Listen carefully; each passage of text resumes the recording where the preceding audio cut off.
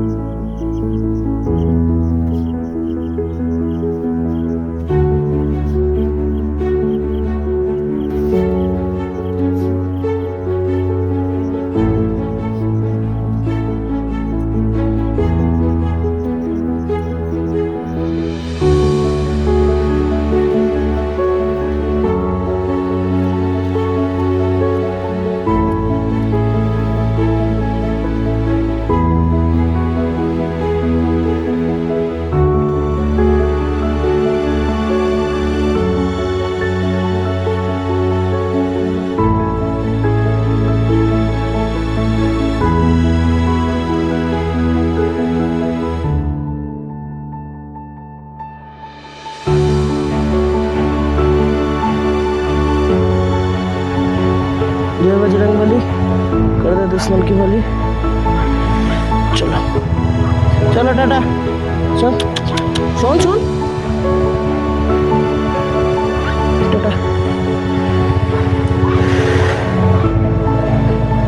এখন ঘড়িতে বাজে 5:43 আর আমরা বেরিয়ে পড়েছি উদয়নারায়ণপুর থেকে দীঘার উদ্দেশ্যে এক নতুন বাইক ট্যুর। চলো যাওয়া যাক। আমরা বেশি দেরি করিনি, খুব তাড়াতাড়ি বেরিয়ে পড়েছি, যাতে 8টা-9টার পর থেকে রোদ আরম্ভ হয়ে যাবে, গরম বেশি আরম্ভ হয়ে যাবে। সেই জন্য আমরা একটু তাড়াতাড়ি বেরিয়ে নিয়ে পড়েছি। 6টা থেকে অ্যাপ্রক্স 6টা থেকে যেতে 3 ঘন্টা 43 মিনিট সামথিং দেখাচ্ছিল। দেখা যাক কত তাড়াতাড়ি আমরা ওটা কভার করতে পারি। আমাদের ইচ্ছা আছে 8টার মধ্যে, 8টা সাড়ে 8টার মধ্যে ওখানে পৌঁছে গিয়ে আধ ঘন্টা বিচে এদিক ওদিক ঘোরাঘুরি, ফটোশ্যুট সমস্ত কিছু করার। তারপর আমরা রুম নেওয়ার দিকে যাব। এ বাবা, আয়নাটা মোছা হলো না।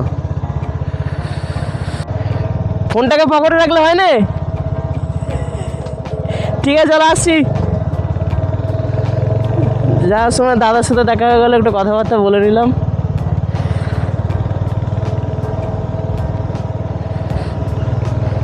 আমরা কিন্তু দুটো বাইক যাচ্ছে, একটা হচ্ছে রয়্যাল এনফিল্ড হান্টার 350 আর একটা হচ্ছে অ্যাপাচি RR 310।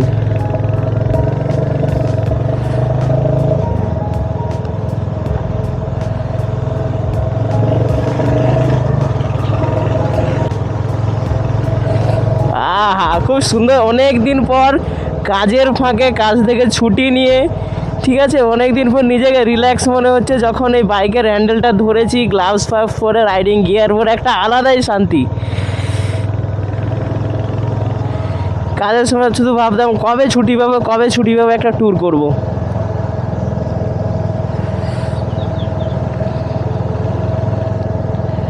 এই রাস্তার অবস্থা বেশ খারাপ।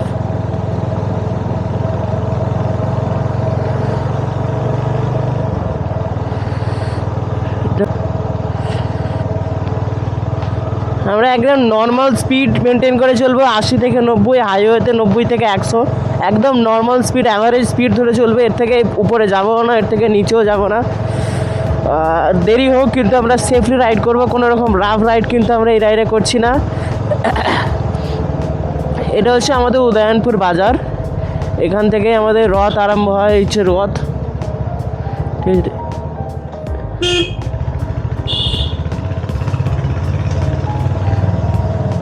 সকালবেলা সবাই যে যার কাজে ব্যস্ত।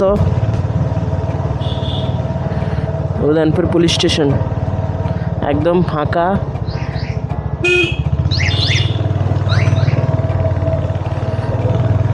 দেখা যাক কি হয়।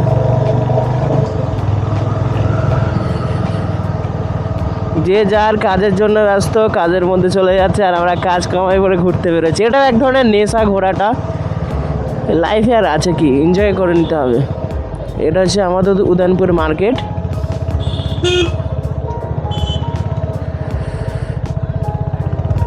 যে জিনিসপত্র গোছাতে ব্যস্ত।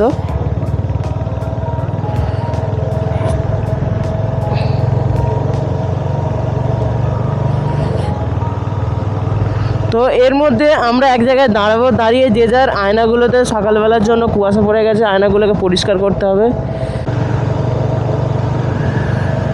সকালের ওয়েদারটা শুধু দেখো, একদম একদম অসম। ঠিক আছে, সকালে গাড়ি চালাতে একটা দারুণ লাগছে।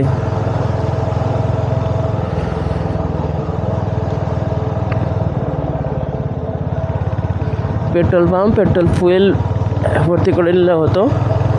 আমরা এই ট্যুরের মধ্যে একটা হান্টারে কতটা তেল খরচ হতে পারে, উদয়নারায়ণপুর থেকে দীঘা বা আমতা থেকে দীঘা কতটা পরিমাণ তেল খরচ হতে পারে অ্যাপ্রক্স, সেটাও আমরা দেখব।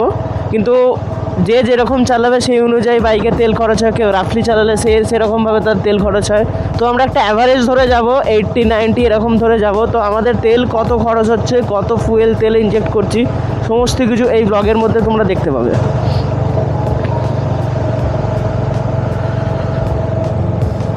বেরিয়ে পড়েছি আমাদের নতুন একটা রাইডিংটা হচ্ছে যে বাঙালির সব থেকে প্রিয় জায়গা, আর আমাদের আপাতত কাছের জায়গা, কাছের সব থেকে সমুদ্র সৈকত, সেটা হচ্ছে দীঘা।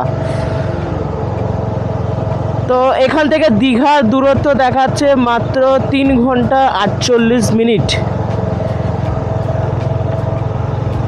ওই 198 কিলোমিটারের কাছাকাছি আমাদের উদয়নারায়ণপুর থেকে দীঘা পর্যন্ত। দেখা যাক কি হয়।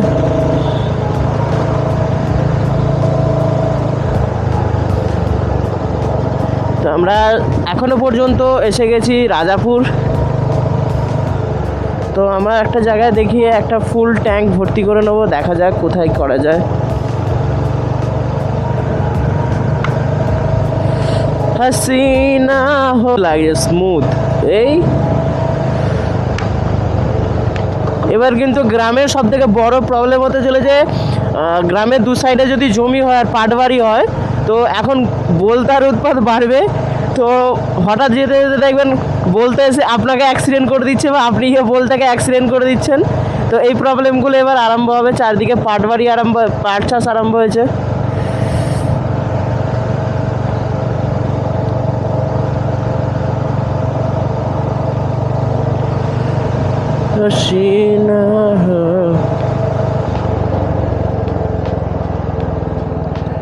আমার দাদা কিন্তু তার স্পোর্টস বাইক নিয়ে হলেও একটা অ্যাভারেজ স্পিড মেনটেন করছে। তো আমরা এবার বলে নেবো যে এক জায়গায় দাঁড়িয়ে তেল ভরে নেবো, বলি এক জায়গায় দাঁড়িয়ে ফুল ট্যাঙ্ক করে নেবো। আর আয়নাগুলো মুছে নিতে হবে, কুয়াশা আটকেছে। আর এখন একটু জোরে টেনে দেবো, সকালে ওয়েদার আছে, ফাঁকা ওয়েদার, মানে ফাঁকা রাস্তা। ঠিক আছে, আসো। যে মার্কেট বসে, কাঁচা ফসলের মার্কেট বসে, সেই জন্য যে যার কাজে ব্যস্ত সবাই। যারা পাইকারি দেয় তারা মার্কেটে পাইকারি দিতে যাচ্ছে, যারা কিনে মার্কেটে খুচরা বিক্রি করবে তারা পাইকারিদের থেকে কিনছে। সকালবেলা ওয়েদারটা ঠিক এরকমই বুঝতে পারা যাবে।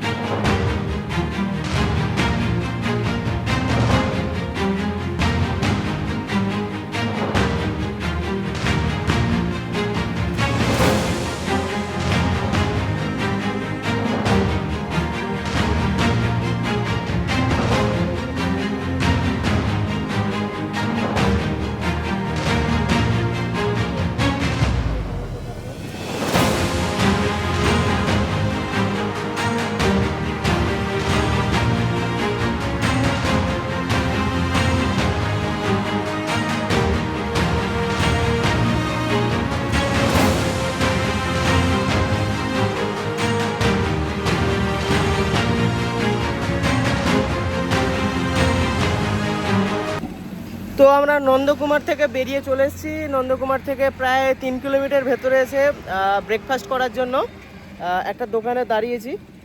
এই হচ্ছে সেই দোকান। এবার আমাদের আপাতত এখনও পর্যন্ত গাড়ির কোনো অসুবিধা হয়নি। আমরা বেরিয়েছিলাম হচ্ছে সকাল 6টা।